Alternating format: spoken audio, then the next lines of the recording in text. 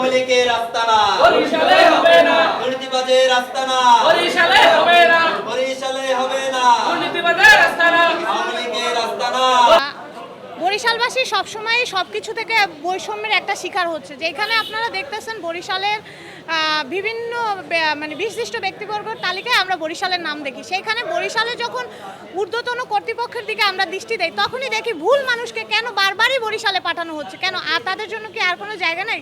সরকারের কাছে আর কোনো নির্দিষ্ট স্থান নেই? একজন যোগ্য ব্যক্তি যদি তারা বরিশাল বিভাগীয় শহরে প্রেরণ করতে না পারে, তাহলে আমি বলবো তারা এই প্রেরণ বার্তা না দিয়ে যেটা ছিল সেটাতেই পুনর্বহাল থাকুক। আমাদের আন্দোলন তো এই বৈষম্যের বিরুদ্ধে হয় না, মানে বৈষম্য থাকুক এর জন্য হয় নাই, দুর্নীতি থাকুক এর জন্য হয় না। আমরা দুর্নীতি মুক্ত বাংলাদেশ চাই। দুর্নীতিমুক্ত বাংলাদেশ চাইতে গিয়ে আমরা যখনই বারবার একই অভিযোগের শিকার হচ্ছি বা ভুক্তভোগী হচ্ছি, বারবারই আমাদের রাস্তায় নামতে হচ্ছে। কেন? তাকে আমরা গৌরনদী থেকে অপসারণ করেছি। শিক্ষার্থীদের আন্দোলনের তাপের মুখে পড়ে সে গৌরনদী থেকে অপসারণ হয়েছে। গৌরনদীর মধ্যে একটা উপজেলা থেকে অপসারণ হয়ে সে কিভাবে বরিশাল বিভাগীয় শহরে একটা জেলার দায়িত্ব পায়? আমার এটা বোধগম্য নয়। তো সরকারের যারা দায়িত্ব পালন করতেছে তারা কিভাবে দায়িত্ব পালন করতেছে, আসলে এটা আমাদের প্রশ্ন। ডাক্তার মনিরুজ্জামান, যিনি একজন ডাক্তার নামে একজন কলঙ্ক বলতে হয়। আমরা ডাক্তারদেরকে সম্মান করি, শ্রদ্ধা করি, কিন্তু কিছু কিছু ডাক্তাররা রয়েছেন যারা পশুর থেকে অধম। কেন এই কথা বলছি? 2024 সালে আমরা যখন ছাত্র জনতার গণ অভ্যুত্থানে আমরা রাজপথে আন্দোলন সংগ্রাম করেছিলাম, তখন সেখানে আওয়ামী ফ্যাসিস্ট বাহিনীরা আমাদের সাধারণ শিক্ষার্থীদেরকে মেরে আহত করেছে।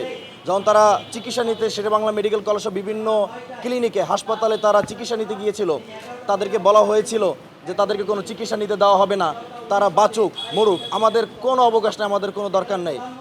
যেখানে এই ডাক্তার মনিরুজ্জামান গৌরনদীতে, যেখানে আগুলজারা গৌরনদীর যে ভোটচোর এমপি আবুল হাসানাত আবদুল্লাহ এবং বরিশালে যে ভোটচোর মেয়র ফ্যাসিস্ট যিনি এখন বর্তমানে যুক্তরাজ্যে পাড়ি জমিয়েছেন শ্রীনিবাস সাদেক আবদুল্লাহর সাথে তার অহরহ ছবি ছিল।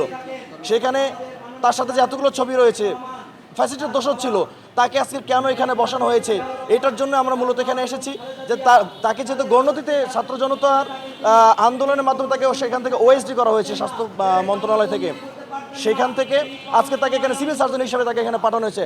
আমরা ছাত্র জনতা আমাদের বুকের রক্তের উপর দিয়ে ফ্যাসিস্টের দোষের এখানে আসবে, এটা আমরা মানছি না, মানতে পারি। এখানে সরকারের বিভিন্ন পলিসি মেনটেন করা উচিত। সরকারের ওই অঞ্চলভিত্তিক যারা রয়েছে, দায়িত্বশীল ব্যক্তি যারা রয়েছে বা গোয়েন্দা সংস্থা যারা রয়েছে, তাদের কাছ থেকে তথ্য নিয়ে সরকার এখানে নিয়োগ প্রদান করতে পারে। তবে বাংলাদেশে তেলবাস সব থেকে বেশি, যারা অতীতে ফ্যাসিস্ট ছিল তারা এখন জাতীয়তাবাদী মনা হয়ে যাচ্ছে এবং সরকারের জায়গা থেকে আমার মনে হচ্ছে কিছু দুর্বলতার কারণে সরকার এই গোয়েন্দা সংস্থার তথ্যগুলো না নেওয়ার কারণে তারা এই ফাঁদে পড়ে যাচ্ছে এবং বিতর্কিত হচ্ছে। আমরা মাননীয় প্রধানমন্ত্রী থেকে শুরু করে সকল ঊর্ধ্বতন কর্মকর্তাকে বিনীত অনুরোধ জানাবো, আপনারা সকল তথ্য নিয়ে আপনারা এই যে গোয়েন্দা সংস্থার তথ্যের উপর নির্ভর করে দেন আপনারা এই নিয়োগগুলো সামনের দিনগুলোতে দিবেন।